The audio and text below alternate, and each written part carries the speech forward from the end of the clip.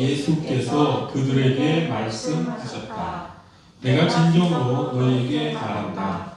여기 서 있는 사람들 가운데는 죽기 전에 하나님의 나라가 권능을 떨치며 와 있는 것을 볼 사람도 있다. 아멘. 예수님께서 제자들에게 한 말씀이지요. 그런데 우리가 이 말씀을 들었을 때 이 말씀이 좀 우리를 혼동스럽게 하는 측면이 있을 수 있습니다.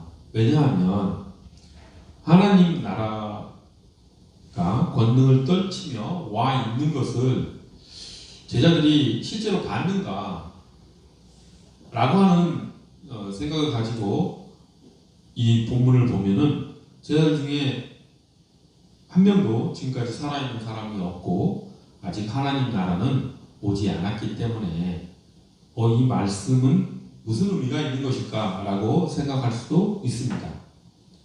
즉 하나님 나라를 어떻게 우리가 받아들이냐에 따라서 하나님의 나라의 의미가 무엇이냐에 따라서 이렇게 생각할 수 있는 것이죠. 하나님께서 다시 오시면서 심판과 구원의 마지막 그날에 예수님께서 이루실 하나님 나라를 생각한다고 한다면 이 말씀은 예수님께서 제자들에게 괜히 하신 말씀이 될 수 있습니다. 그러니 우리가 그렇게 이 말씀을 받아들일 수가 없지요. 왜냐하면 예수님 말씀은 진리의 말씀이기 때문에 예수님께서 그렇게 실없는 의미 없는 말씀을 하실 리가 없는 분이기 때문에 우리는 이 말씀 또한 진리의 말씀으로 받아들여야 되겠지요. 그렇다고 한다면 여기에서 말하는 하나님 나라는 무엇인가 라고 하는 것을 우리가 추적해 들어가 봐야 될 것입니다. 물론 재림하신 예수님께서 이루실 그 하나님 나라는 분명히 있을 것입니다. 그리고 그날은 아직 도래하지 않았습니다. 하지만 하나님 나라가 그렇게 미래에 이루어질 하나님 나라만이 아니라고 하는 것은 우리가 또한 잘 알고 있지요.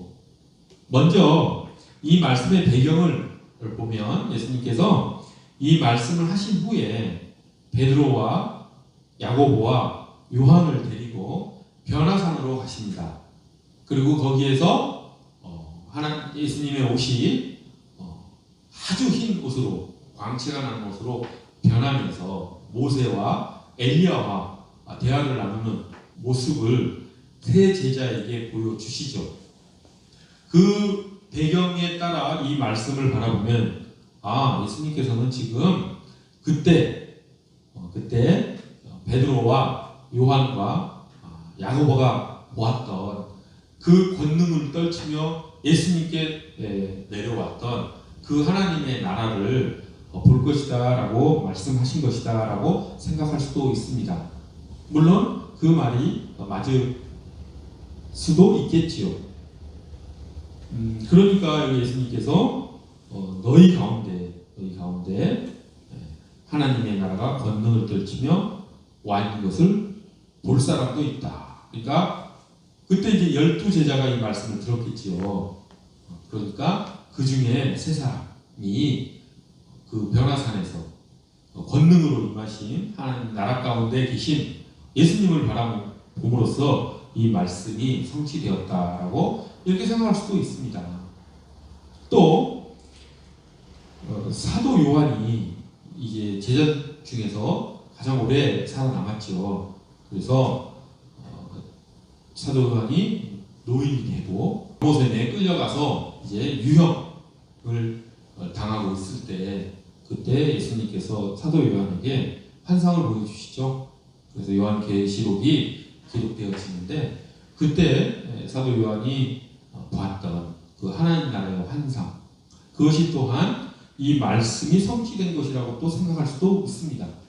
그렇게 생각하는 것도 틀린 것은 아니죠.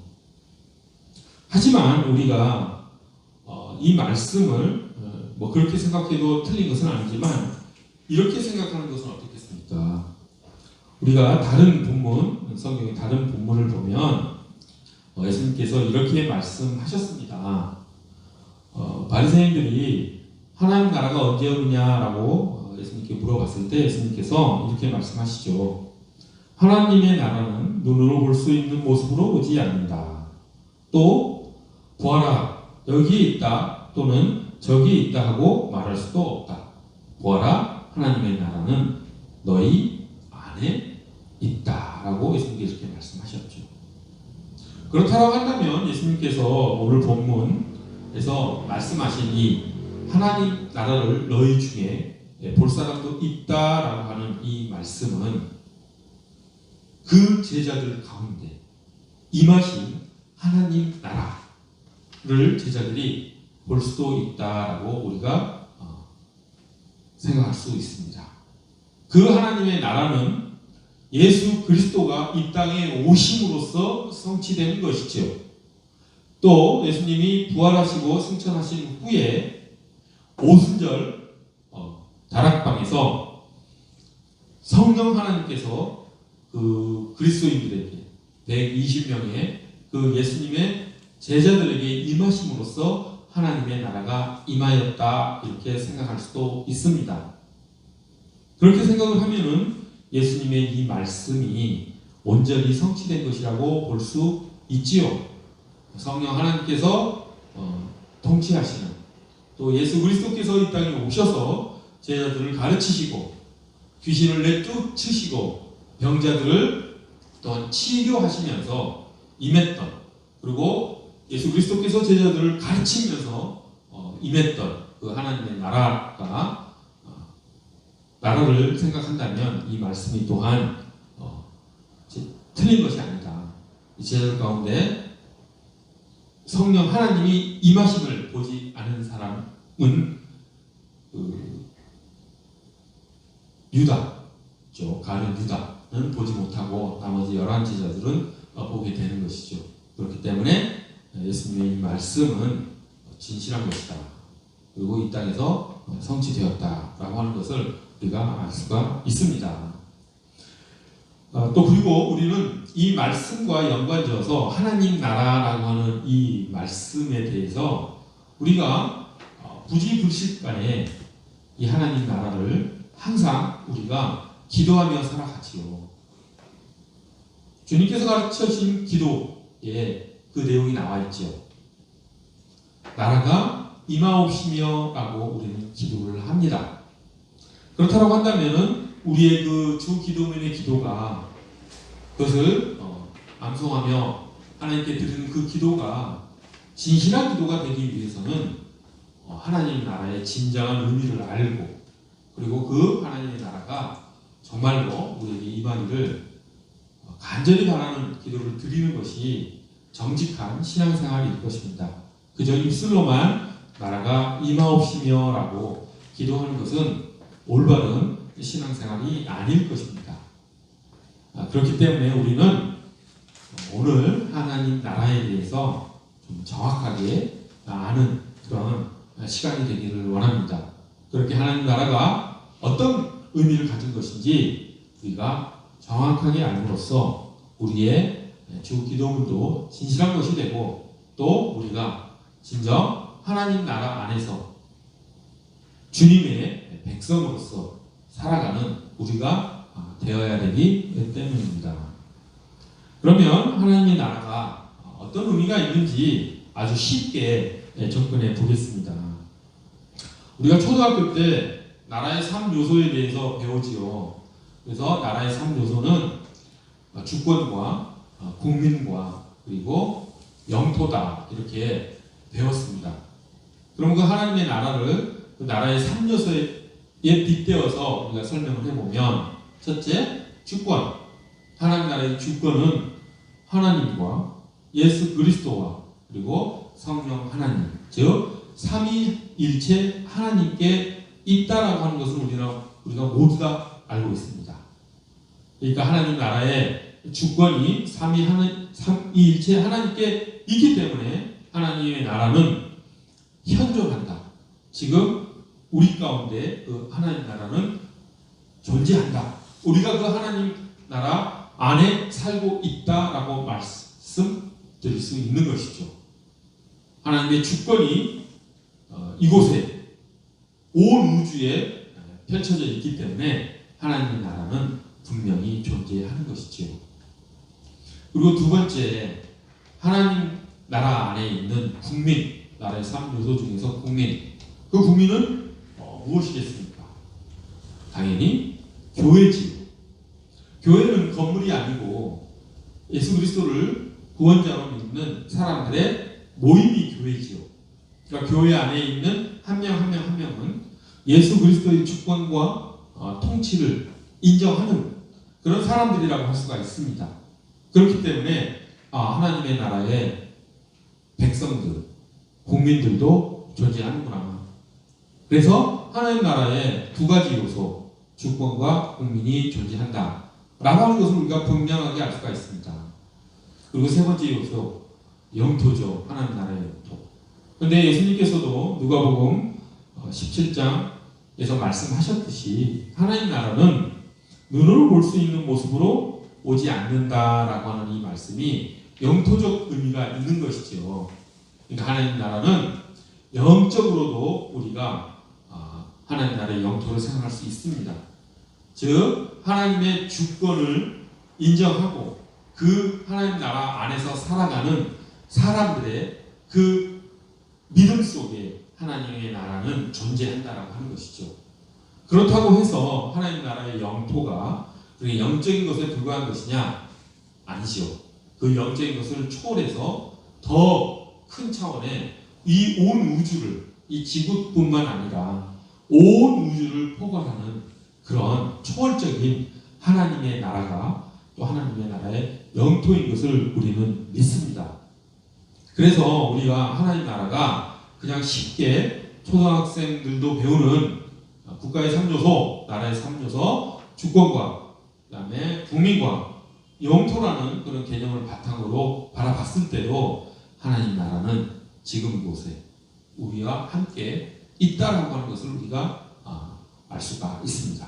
물론 그날에 마지막 날에 주님께서 다시 오심으로써 새롭게 이루어질 그 하나님의 나라도 우리가 소망하며 살아가야 되겠지요. 주님께서 그렇게 분명히 말씀을 하셨기 때문에 우리는 미래에 이루어질 그런 하나님 나라에 대한 소망을 가지고 살아가는 그런 신실한 그리스도인이 되기를 간절히 바랍니다. 정리를 하자면 하나님 나라는 하나님의 통치권이 미치는 백성들이 사는 온 우주다. 영적인 것과 물리적인 것 다 포괄하는 그런 초월적인 하나님의 나라가 하나님의 나라이다라고 우리는 그렇게 알 수가 있습니다.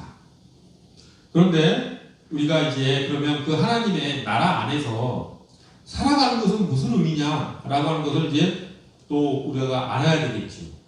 그리고 그 하나님의 나라 안에서 하나님의 백성으로서 살아가는 것이 또한 우리 그리스도인들이 살아가야 될 삶의 모습이라고 생각을 합니다. 첫째, 우리가 하나님 나라 안에서 살아간다라고 하는 것의 첫 번째는 두 번째부터 말씀드릴게요. 첫 번째, 두 번째 순서가 있는 것은 아니고 첫 번째 우리 하나님 나라에서 살아가는 하나님의 나라의 백성으로서 우리가 해야 될 일 이렇게 얘기를 해보겠습니다. 자, 나라라고 하는 것, 국가라고 하는 것은 외적의 침입을 막아야 된다라고 하는 그런 국가의 기능이 있지요. 그래서 나라에는 군대가 있고 경찰도 있고 그런 물리적 힘을 사용하는 그런 힘이 있어야 됩니다. 그런 차원에서 우리 그리스도인들은 이 하나님 나라를 지켜야 된다라고 하는 그런 우리에게 의무가 있다라고 하는 것이죠. 그러면 그 하나님 나라를 침략해 들어오는 그 적은 누구겠습니까? 당연히 사단의 세력이겠지요. 이 세상은 사단의 세력이 완전히 물러가지 않고 힘을 쓰고 있는 그런 세상이지요. 그러니까 우리가 하나님 나라 안에 살아가고 있지만 아직 온전히 그 하나님 나라를 회복하지 못하고 아직 사단의 세력 속에 이렇게 빼앗기고 있는, 아직 되찾지 못한 하나님 나라의 영토가 있다라고 하는 것입니다. 그리고 끊임없이 그 사단의 세력은 하나님의 나라를 침략해 들어와서 우리가 하나님의 나라의 백성으로서 살지 못하게 그렇게 끊임없이 침략해 들어오지요. 거기에 대해서 대비를 하고 그것을 물리치는 것이 하나님의 나라 안에서 살아가는 것이다 라고 하는 것을 우리가 먼저 생각합시다. 그래서 예수 그리스도께서는 그리스도인, 즉 우리를 예수 그리스도의 군사라고, 병사라고, 군인이라고 말씀하셨죠. 우리가 예수 그리스도의 군사라면 우리가 싸워야 될 대상이 있겠죠. 그 대상이 사단의 세력이라고 하는 것은 우리가 충분히 알 수가 있습니다. 그래서 우리가 살아가면서 겪게 되는 유혹, 시험, 이런 것들이 우리가 싸워야 될 구체적인 사단의 침략입니다. 우리의 마음속에 사랑이 사라지고 미움이 싹틀 때마다, 또 우리의 마음속에 인내와 절제와 온유의 마음이 사라지고 우리 마음속에 시기와 교만과 이런 경쟁의 마음들이 나타날 때 그것이 사단이 하나님의 나라를 침략해 들어오는 구체적인 모습인 것이죠. 그러한 것들을 우리가 물리쳐 나갈 때 하나님의 나라를 지켜낼 수가 있는 것입니다. 더 적극적으로는 이웃에게 사랑을 실천하는 것이 그 사단의 세력을 물리치는 가장 으뜸가는 전술일 것이라고 생각을 합니다. 공격이 최선의 방어이라는 것은 우리가 다 잘 알고 있지 않습니까? 그래서 이웃을 사랑하는 적극적인 행동을 통해서 사단의 공격을 막아내는 그러한 하나님의 백성으로서 우리가 살아가기를 간절히 원합니다. 두 번째, 하나님 나라 안에서 살아간다라고 하는 의미는 하나님이 우리에게 말씀하시는 것을 순종하며 살아간다는 의미가 있겠죠. 즉 하나님의 주권을 인정하고 그 통치에 순종하면서 살아가는 것이 하나님 나라 안의 백성으로서 살아가는 것입니다. 만약에 그렇지 않다라고 한다면 그것은 하나님 나라 안에 살아가기를 거부하는 것이 되겠죠. 현실 국가에서도 어떤 나라의 주권을 부정을 하고 그 나라의 통치를 부정하는 그런 사람과 세력이 있다면 그 사람들은 당연히 그 나라의 국민이라고 할 수가 없고 실정법에 의해서도 처벌받습니다. 하물며 하나님 나라 안에 살아가는 우리들로서는 더욱더 주님의 법, 주님의 말씀, 주님의 통치에 순종하며 살아가야 되겠죠. 그 주님의 또 말씀에 순종하며 살아간다는 하는 것은 우리의 가치관과 우리의 삶의 태도가 사단의 세력이 항상 세상 사람들에게 부어주는 그런 가치관과 그런 삶의 태도와는 다른 삶의 태도와 가치관을 가지고 살아간다는 의미이겠지요.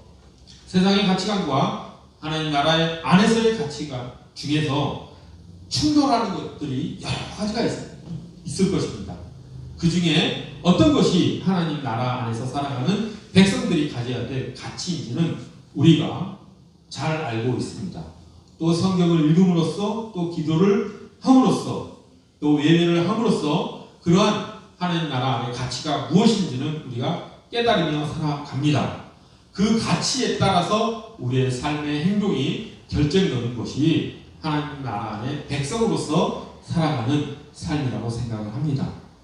세상은 끊임없이 남들과의 경쟁에서 이겨라, 손해보지 말아라 라고 얘기를 하지만 예수 그리스도께서는 그런 경쟁의 삶이 아니라 협동의 삶 그리고 섬김의 삶을 우리에게 말씀하시죠. 예수 그리스도께서 이 땅에 오셔서 우리에게 보여주셨던 그 섬김의 삶이 우리들이 하나님 나라 안에서 살아가는 그런 삶의 태도이어야 된다고 믿습니다. 하나하나 그렇게 하나님 나라의 어떤 가치관, 삶의 태도를 다 말씀드리기는 너무나 깁니다. 다 말씀드릴 수 있는 시간이 없을 정도로 아주 많은 가치관들과 삶의 태도가 있습니다. 그런 것들 여러분들이 신앙생활 하시면서 하나하나 실천해 나가기를 간절히 바랍니다. 그렇게 하나님 나라 안에서 산다라고 하는 것은 주님의 주권에 그리고 통치에 순종하며 주님의 말씀대로 살아간다라고 하는 것을 우리가 깨닫고 그런 신실한 삶을 살기를 원합니다. 이제 말씀을 정리합시다. 예수님께서는 제자들에게 너희들 가운데 하나님 나라가 임하는 것을 죽기 전에 볼 사람도 있을 것이다 라고 말씀하셨습니다. 자, 그렇다면 주님께서 그렇게 말씀하셨을 때 그 말씀을 우리가 받아들이기를 원합니다. 그런데 예수님께서 그 말씀을 하셨을 때 죽기 전에 하나님 나라를 볼 사람들이 있다라고 하는 그 말씀을 하셨을 때 그 말씀을 받는 우리가 생각해 보며 과연 나는 하나님 나라를 보고 있는 그런 그리스도인인가 아닌가, 하나님 나라의 임재를 우리가 체험하고 있는 하나님의 백성인가 아닌가 라고 하는 것을 우리가 성찰하며 살았으면 좋겠습니다. 그것은 예배 시간 가운데 가장 극적으로 나타나야 되겠지요. 이 예배 시간 가운데에서조차 하나님 나라의 임재, 하나님 나라의 말씀에 대한 사모, 하나님 나라에서 우리가 가져야 될 삶의 태도에 대한 결단, 이런 것들이 없다라고 한다면, 성령님의 충만한 심에 우리가 이끌리는 것이 없다면 우리는 하나님 나라 안에서 살아가는 것이 아닐 수도 있다라고 하는 것입니다.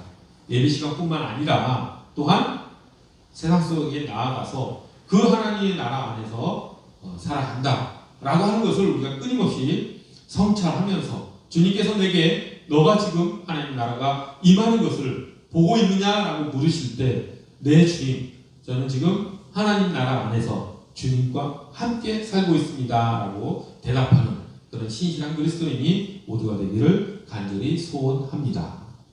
기도하겠습니다. 거룩하고 자비로우신 하나님 아버지, 하나님 나라는 우리 가운데 있다고 주님께서 우리에게 말씀해 주셨습니다. 성령 하나님께서 우리 가운데 계심으로써 그 성령 하나님께서 우리에게 말씀하심으로써 우리는 하나님의 주권을 느끼고 그 통치를 저희가 깨닫고 살아가고 있습니다.